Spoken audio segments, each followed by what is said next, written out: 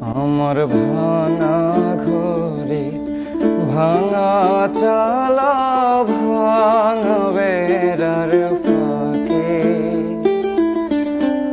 অবাক জ্যোৎস্না ঢুয়ে কাপড়ে হাত বাড়াইয়া ডাকে, হাত ইশারায় ডাকে কিন্তু মুখে বলে না।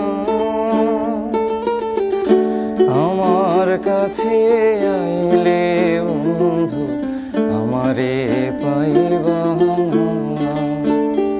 আমার ভাঙা ঘরে ভাঙা